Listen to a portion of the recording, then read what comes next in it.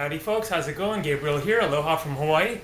So I've been doing travel planning the past couple of days. I've actually booked a flight and I'm going to keep that kind of a secret for just a couple of minutes here while I explain the booking process and give some of my best suggestions for how to find the cheapest flights possible in the course of your travels around the world.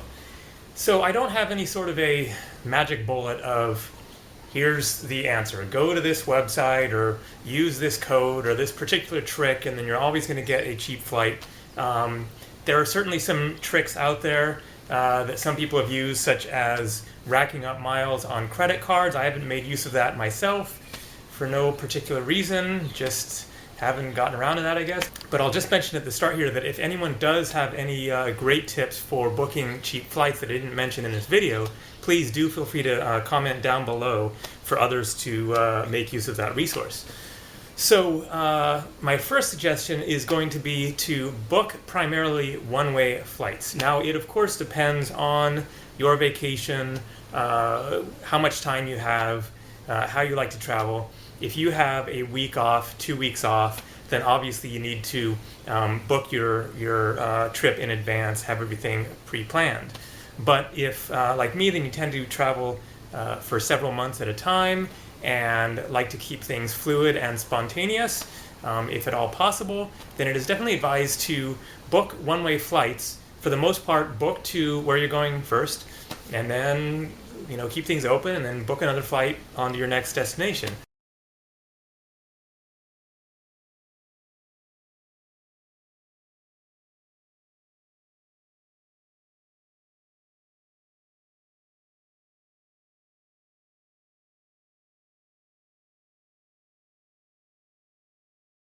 And that way you're not locked into a schedule.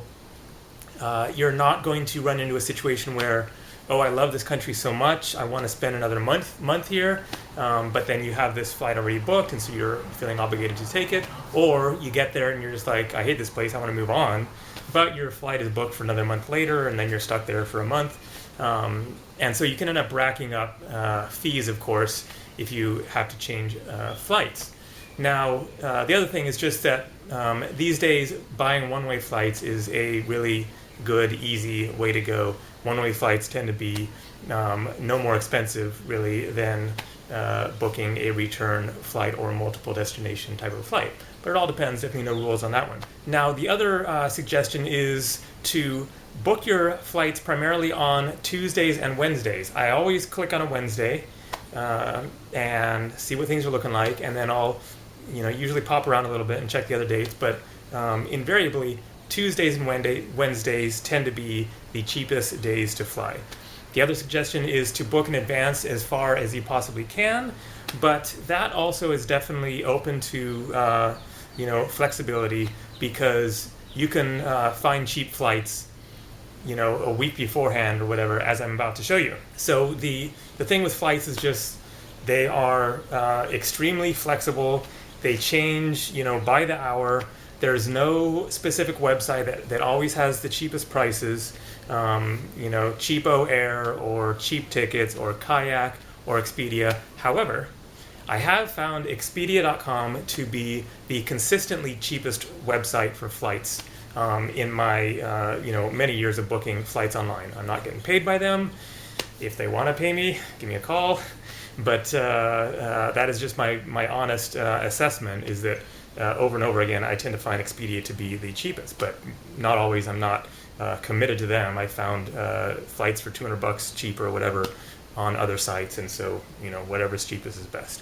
But then the last and the most important recommendation is flexibility, not just in terms of dates, but in terms of where you're traveling to, what airports you're going to travel into and out of. For example, when I flew here to Hawaii 6 weeks ago or so, then I was checking flights from San Francisco to Lihue on the island of Kauai, and they were quite expensive, $450 to $500 one way, whereas I'd paid $212 back in December when I was here, December 2014, less than a year ago. And so I did some more searching around. I tried other airports. Sure enough, San Jose and Oakland were both considerably cheaper than flying out of San Francisco.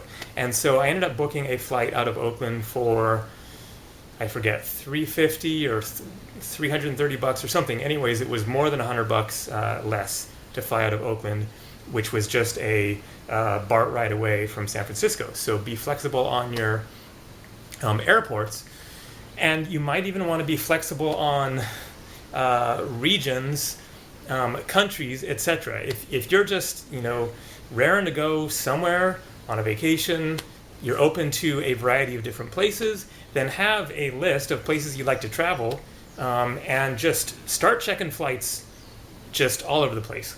Lots of different websites, lots of different combinations of departure and arrival destinations, and you will oftentimes find some amazing deals. For example, so I've been wanting to go to South America for the past several months, particularly Peru, and so I was trying to figure out how to make it happen. I just, I don't have a whole lot of funds in the bank at the moment, so a cheap flight was crucial for my next trip here, wherever it was going to be. I was considering various places. And so it was finally getting on time for me to start making my travel plans. I was considering going to Denver and working for a friend there for several weeks in order to save up some more money, and then fly from Colorado to Peru. But I was checking flights. Flights from Denver around that time had gone up, $700-800 for a one-way ticket into Lima, Peru. And so I was getting a little frustrated. I was thinking, man, I don't know if I'm going to be able to make this happen. Flights to Europe were even more expensive. So I just kept checking around, and then I tried, how about Quito, Ecuador, as another option. That was expensive as well. Finally, I tried into Bogota, Colombia. So here's the deal. San Francisco, California, one-way flight, as you can see. Lima, Peru. And here's what that was going to cost. $625.21. This is on Expedia.com. But then check this out. This is where things get really exciting. Hope you're ready for it. One way. San Francisco, California, Bogota, Colombia. Same date, September 9th, 2015. $102. Expedia.com, this is totally legitimate. You can't hardly fly like within California for $100. And yet, for some reason, then there is this crazy deal going on for flights to Colombia right now out of San Francisco. Flights were relatively cheap across the board to Bogota, Colombia. There must be some sort of a government-sponsored subsidizing of flights to promote tourism or something. That's just my best guess. I don't know why or how there could be that much of a discrepancy.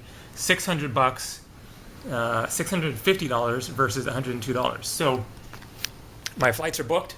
I'm going to Colombia. I booked that flight there, and then another flight from Kauai to San Francisco for $250. So the total cost of this flight from Hawaii to Colombia is $380, with only a $25 baggage fee. And then flights from Colombia to Denver, return flight, was only $169. And so I went ahead and booked that as well for 3 months later. Since that's so ridiculously cheap, might as well book it now. So breaking my own rule of not booking return flights, but at that price, of course, you got to go for it. So there you go. That's my best tips for booking cheap flights. Again, if you have any ideas that I didn't mention here, certainly there are plenty of other tips and tricks on this one, then post a comment below. I will be more than happy to read those myself as well as other viewers. So thanks for watching, and happy trails, and good luck with the travel plans. Take it easy.